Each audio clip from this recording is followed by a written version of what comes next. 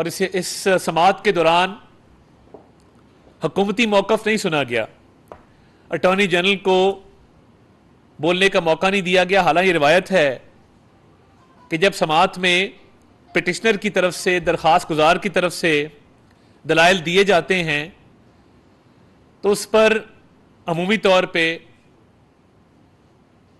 Attorney general کو بھی کہا جاتا ہے کہ وہ بھی اپنی رائے کا اظہار کریں اور وفاق کا موقف جو ہے وہ آنریبل ججز کے سامنے رکھیں۔ یہ وہی بلڈوز کرنے کی روش ہے جو پچھلی کئی سماعتوں سے ہم دیکھتے آئے ہیں کہ ایک ایسا موقع بھی آیا کہ جہاں پر اسد عمر صاحب کو باقاعدہ روسٹرم پر بلا کر ان سے لیکچر دلوایا گیا معیشت کے اوپر، مگر سیاسی جماعتوں کے وکیل 5 دن بیٹھے رہے، P M L N, Peoples Party اور جے یو آئی ایف، مگر ان کو تحریری درخواست کے باوجود نہ سنا گیا، نہ بولنے کا موقع دیا گیا۔ تو یہ بہت افسوسناک ہے کہ تاثر یہ قائم ہو چکا ہے کہ بینچز کی تشکیل سے ہی نتیجہ اخذ کیا جا سکتا ہے کہ یہ معاملہ کس طرف جائے گا، اور کئی کیسز کئی مہینوں سے سماعت کے لیے مقرر نہیں ہوتے، مگر ایک ایسا قانون جو ابھی قانون بنا ہی نہیں، رائج ہی نہیں ہوا، نافذ العمل ہی نہیں ہوا، اس کو قانون کی حیثیت ابھی حاصل ہی نہیں ہوئی، اس سے پہلے ہی اس پٹیشن کو ٹیک اپ کر لیا گیا، کوئی اعتراض نہیں لگایا گیا، اور جس بجلی کی تیزی کے ساتھ اس کو سماعت کے لیے مقرر کیا گیا ہے، اس سے یہ بات صاف ظاہر ہے کہ اس کا نتیجہ کیا نکلے گا۔ اور لوگ یہ کہہ رہے ہیں، میں ابھی باہر تھا، رستے میں مجھے ایک شخص کا فون آیا، اس نے کہا جی بات یہ ہے کہ اس میں بڑا واضح طور پہ یہ دیکھا جا سکتا ہے کہ بینچ کی جو تشکیل ہے وہ پسند ناپسند کی بنیاد پہ کی گئی ہے۔ جب پسند ناپسند جو ہے اس کے تحت بینچز کی تشکیل ہوگی تو پھر انصاف و عدل ہوتا نظر نہیں آئے گا، نہ ہو سکے گا۔ بلوچستان، خیبر پختونخوا سے کوئی جج نہیں ڈالا گیا، اور اس کے ساتھ ساتھ بینچ کی تشکیل اور اس معاملے کو عجلت میں سماعت کے لیے مقرر کرنا، جبکہ یہ قانون ابھی قانون بنا ہی نہیں، اس سے نظر آ رہا ہے کہ یہ وہی روش ہے جس کے تحت 63A کی تشریح کر کے تحریک انصاف کی پنجاب میں حکومت قائم کی گئی تھی۔ یہ وہی روش ہے جس کے تحت پارٹی ہیڈ کی جگہ پارلیمانی پارٹی کا سربراہ کا نام ڈالا گیا تھا۔ یہ وہی روش ہے جس کے تحت ووٹ کاسٹ کرنے والوں کے ووٹ گنتی میں شمار ہی نہیں کیے گئے تھے۔ تو یہ جو ون سائیڈڈ معاملہ چل رہا ہے اور کورٹ کا جو تنازع ہے وہ مزید شدت اختیار کر گیا ہے، کیونکہ بینچز کی تشکیل سے نظر آ رہا ہے کہ کورٹ تقسیم ہے۔ ابھی تک 2 ہفتے گزر جانے کے باوجود لوگ یہ کہہ رہے ہیں کہ honourable chief justice full court meeting طلب ہی نہیں کر سکے، فل کورٹ بٹھا نہیں سکے، فل کورٹ پہ بات نہیں کر سکے، کیونکہ آپس کے اختلافات اور تنازعات ان میں بہت شدت آئی ہے، اور اس شدت کے آنے کی وجہ سے پورے ملک میں عدل و انصاف کا نظام متاثر ہو رہا ہے۔ پارلیمان ایک سپریم ادارہ ہے، پارلیمان کو آئین کے تحت، آئین کا خالق ادارہ ہے، آئین کے تحت اختیارات حاصل ہیں۔ قانون سازی بنیادی طور پہ وہ پارلیمان کی صوابدید ہے، پارلیمان کا اختیار ہے۔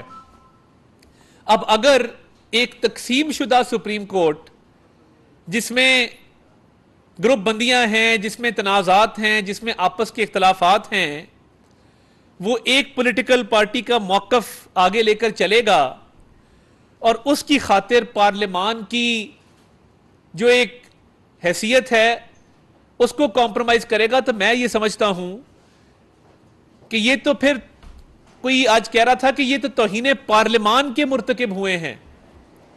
اگر توہین عدالت ہو سکتی ہے تو توہین پارلیمان کیوں نہیں ہو سکتی؟ اور کیا پارلیمان ایک سپریم ادارہ نہیں ہے؟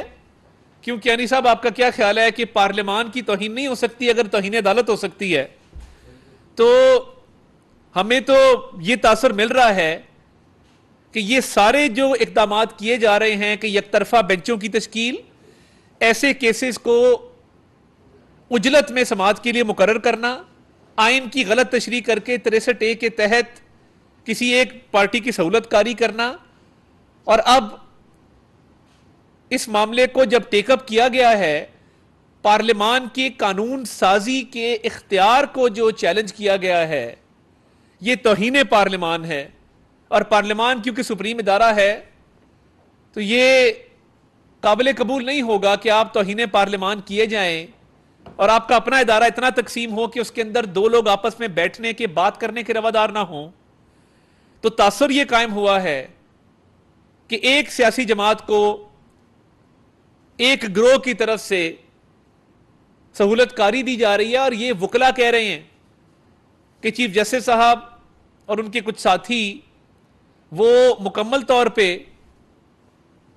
سہولت کاری کر رہے ہیں ایک سیاسی جماعت کی، اور کرتے آئے ہیں، چاہے آئین کا حلیہ ہی کیوں نہ بگاڑ دیا جائے اس ساری کاوش میں، اور 63A کو اثر نو کیوں نہ لکھا جائے، اور پنجاب کی حکومت ایک پارٹی سے لے کے دوسری کو کیوں نہ دے دی جائے، اور معاملہ 90 دن کے انتخاب کا تو ہے ہی نہیں، معاملہ تو سہولت کاری کا ہے جو آج تک جاری ہے۔ تو یہ 8 رکنی بینچ کی تشکیل اسی طرح کی گئی جس طرح 6 رکنی بینچ کی تشکیل کی گئی تھی۔ کل تمام بارز نے، پاکستان بار کونسل نے مشترکہ اعلامیہ جاری کر کے ہڑتال کا بھی اعلان کیا اور اس اقدام کو قابل مذمت بھی قرار دیا۔ تو کیا ابھی بھی یہ تقسیم شدہ ادارہ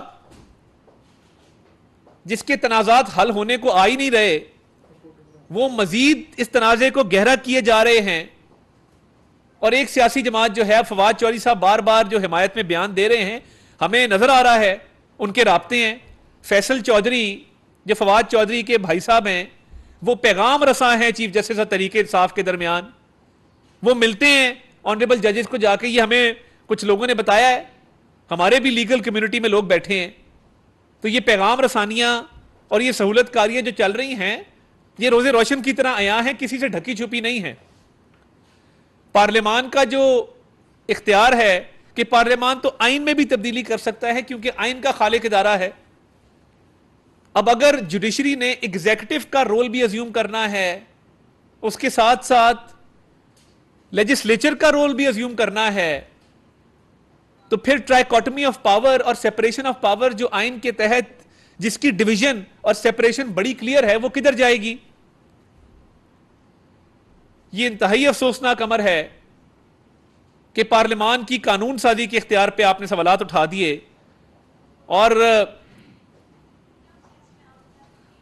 ایک پاکستانی شہریوں کے کیس تو 4 مہینے التوا میں پڑے رہتے ہیں، کوئی ان کیسز کو ٹیک اپ نہیں کرتا، اور جیسے ہی کوئی سیاسی پارٹی کا کیس آتا ہے فوری طور پہ لگا دیا جاتا ہے۔ اور یہ بھی بات سننے میں آئی ہے کہ، اور یہ اللہ بہتر جانتا ہے کہ اس بات پہ باقاعدہ ٹھٹھے لگائے جاتے ہیں کہ دیکھیں ہم نے کیسا کھیل کھیلا ہے سب کے ساتھ، اور ہم نے کیا سیاست کھیلی ہے، کیا چت کیا ہے سب کو۔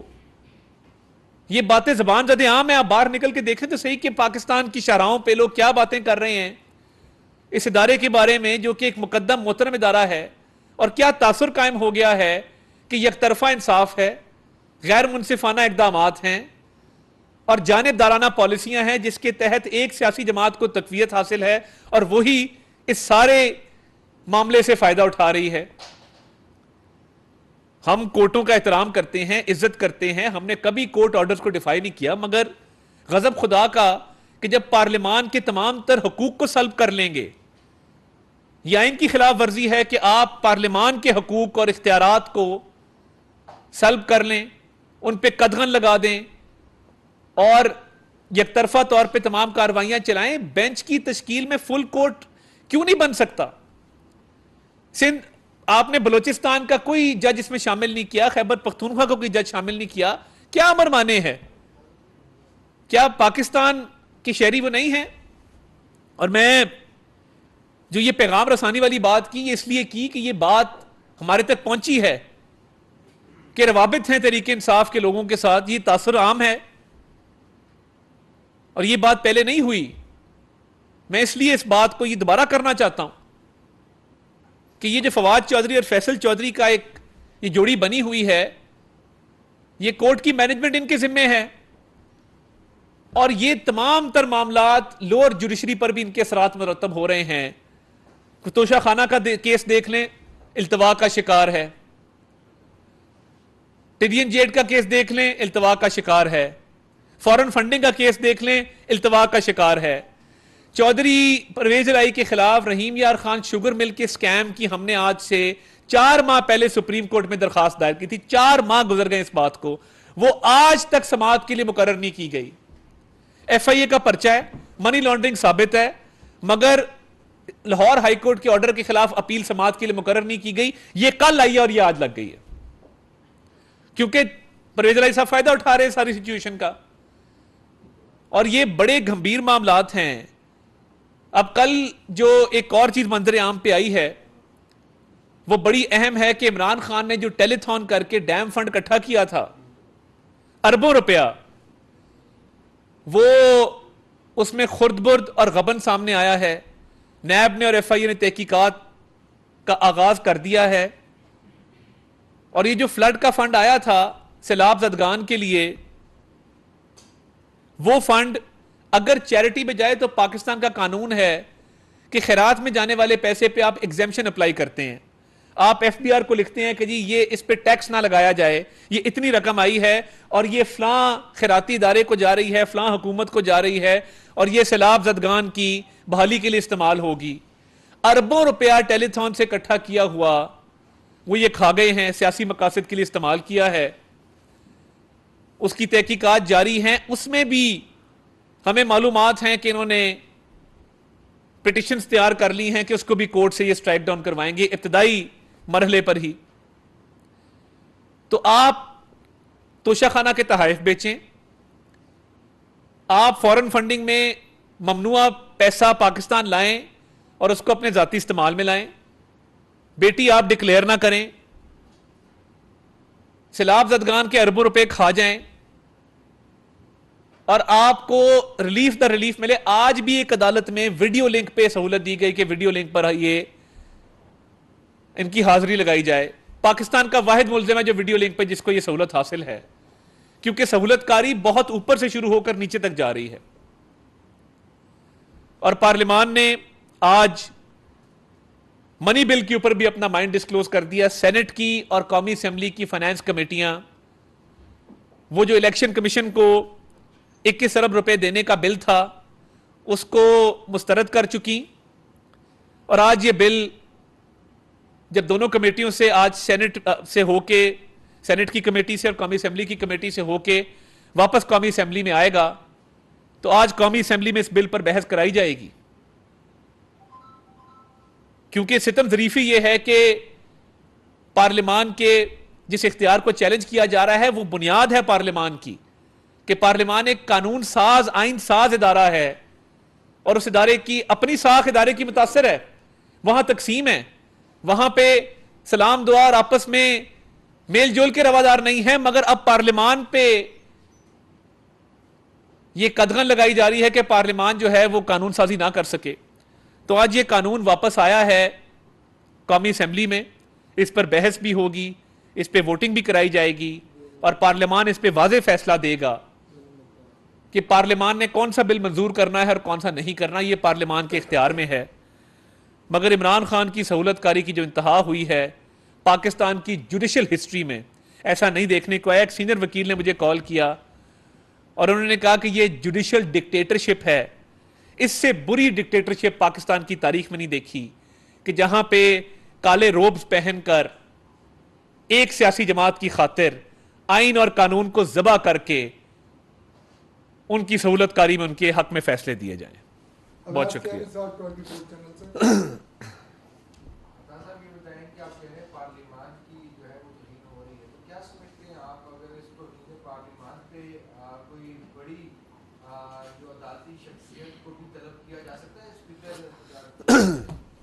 دیکھیں، پارلیمان کا اختیار یہ ہے کہ پارلیمان کی اگر توہین ہے اس کو زیر بحث بھی لایا جائے اور پارلیمان جو مناسب کارروائی سمجھتی کی جائے.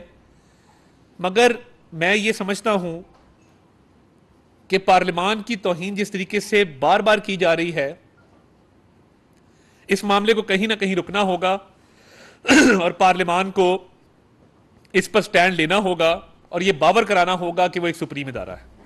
جاوید حسین صاحب، دنیا نیوز۔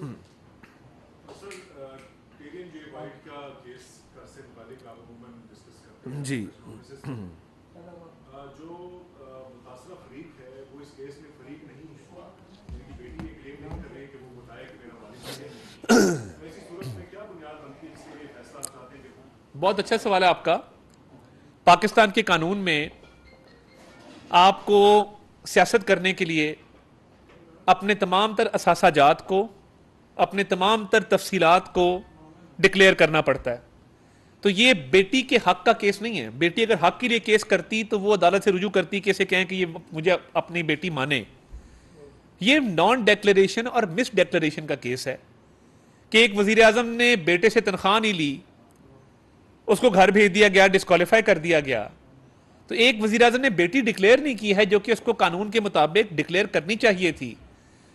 تو یہ تو بڑا سیدھا قانون ہے مس ڈیکلریشن کا۔ اور پبلک آفس ہولڈر کو پبلک آفس ہولڈر اس لیے کہتے ہیں کہ اس کے تمام تر تفصیلات وہ پبلک ہوتی ہیں، اور اس میں اگر غلط بیانی یا تضادات ہوں تو پھر اس کا جرم بھی قانون میں موجود ہے۔ تو یہ ان قوانین کے تحت یہ کیس چل رہا ہے۔